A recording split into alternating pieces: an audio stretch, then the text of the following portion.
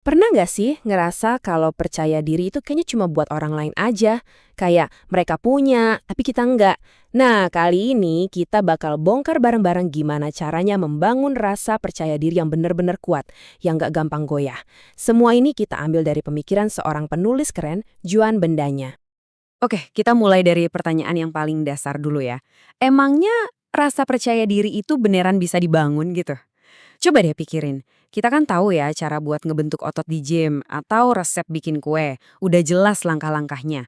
Tapi kalau percaya diri, kok rasanya misterius banget ya? Kayak nggak ada panduannya, iya kan? Nah, karena rasanya misterius itu, akhirnya banyak dari kita yang ngerasa kayak gini nih. Kayak lagi kejebak di penjara yang pintunya nggak dikunci. Ini metafora yang dalam banget dari Bandenya. Dia sendiri cerita loh gimana ayahnya dulu manggil dia Gordo yang artinya gendut, dan gimana gurunya, Buha, pernah bilang, kamu tuh gak ada bakat komunikasi sama sekali. Kita semua pasti punya kan suara-suara negatif kayak gitu di kepala kita. Suara-suara itulah yang bikin kita diem aja di dalam penjara itu. Oke, sekarang gimana caranya keluar dari penjara itu? Langkah pertamanya adalah kita harus bongkar dulu salah kaprah paling besar tentang apa itu kepercayaan diri. Dan inilah momen ahanya. Selama ini kita mikir percaya diri itu kata benda. Sesuatu yang kita punya atau nggak punya. Padahal kenyataannya percaya diri itu kata kerja. Sesuatu yang kita lakukan. Sesuatu yang kita praktekkan setiap hari. Wah, ini benar-benar mengubah cara pandang kan? Artinya, ini bukan lagi soal bakat atau anugerah dari lahir, tapi soal latihan. Begitu kita paham ini, semua mitos-mitos lama soal percaya diri langsung rontok. Percaya diri itu bukan cuma buat orang yang ekstrovert, bukan berarti kita nggak pernah ngerasa cemas, dan yang paling penting ini jelas bukan soal genetik atau bawaan lahir. Contoh paling keren, Ed Sheeran. Coba bayangin, dia dulu gagap, punya mata juling, sering banget dibully. Tapi lihat dia sekarang, jadi bintang dunia. Kuncinya apa? Dia terus-menerus melakukan sesuatu untuk membangun rasa percayanya, bukan cuma nunggu buat punya rasa percaya diri. Jadi, yuk kita dalemin cara pikir yang baru ini. Cara pikir yang bisa langsung kita praktekkan. Anggap percaya diri itu sebagai sebuah kata kerja. Oke, jadi ini dia definisi baru kita. Percaya diri adalah sebuah tindakan. Tindakan yang berani dan optimis untuk mempraktekkan keyakinan sama kemampuan dan nilai diri kita sendiri. Coba perhatiin deh, kata kuncinya jelas banget. Mempraktekkan. Artinya, ini soal pilihan sadar. Pilihan yang bisa kita ambil kapan aja. Oke. Kalau percaya diri itu adalah sesuatu yang kita lakukan, pertanyaan selanjutnya yang logis banget adalah, gimana cara ngelakuinnya? Gimana cara kita mempraktekkannya?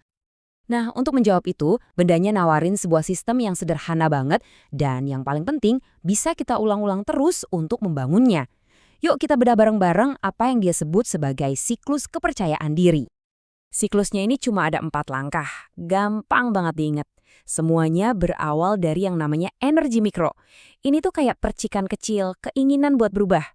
Terus dari situ kita butuh keberanian mikro, yaitu dorongan kecil buat ngadepin rasa nggak nyaman. Abis itu kita ambil aksi mikro, ini langkah kecil yang beneran kita lakuin. Dan terakhir yang paling penting, kita kumpulin bukti mikro. Ini bukti nyata buat diri kita sendiri kalau ternyata gue bisa. Biar lebih kebayang, kita pakai contoh nyata aja ya. Kenalin, ini Alex. Dia punya kecemasan sosial. Nah, energi mikronya dia adalah punya tujuan pengen lebih bisa bersosialisasi. Keberanian mikronya sederhana banget. Datang aja dulu ke kedai kopi. Terus aksi mikronya, dia coba kerja dari kedai kopi itu selama 2 minggu. Hasilnya, dia dapat bukti mikro. Dia berhasil muji orang asing dan malah dapat teman baru. Tuh kan, kelihatan banget kan langkah-langkahnya kecil dan bisa banget dilakuin.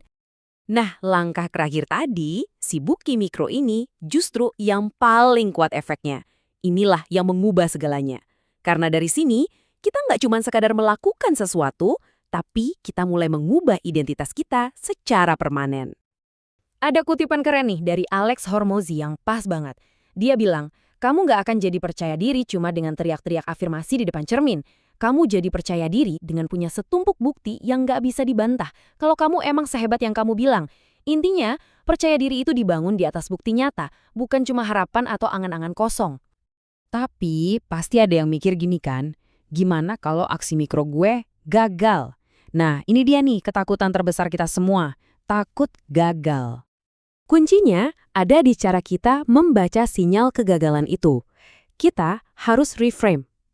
Kesalahan paling umum adalah kita nganggap kegagalan itu sebagai bukti kalau gue emang pecundang. Padahal, sinyal yang seharusnya kita tangkap adalah gue seorang pelaku. Gue berani mencoba. Jadi, yang penting itu bukan hasilnya, tapi fakta bahwa kita berani mengambil tindakan. Nah, itulah bukti mikro yang sebenarnya. Setiap kali kita ngumpurin satu bukti mikro, itu tuh kayak palu kecil yang sedikit demi sedikit ngancurin identitas lama kita yang penuh ragu dan ngebangun identitas baru yang lebih kuat. Fenomena ini nyata loh, bahkan ada yang namanya efek Batman. Jadi ada penelitian di mana anak-anak disuruh ngerjain tugas susah. Ternyata kelompok yang disuruh pura-pura jadi Batman jadi jauh lebih gigih dan gak gampang nyerah. Ini bukti kalau setiap tindakan kecil benar-benar bisa mengubah cara kita melihat diri sendiri. Jadi, kisah tentang diri kamu itu lagi ditulis sekarang, detik ini juga lewat setiap tindakan kecil yang kamu ambil. Nah, setelah menyimak bahasan kita kali ini, pertanyaannya jadi simpel banget. Apa aksi mikro pertamamu?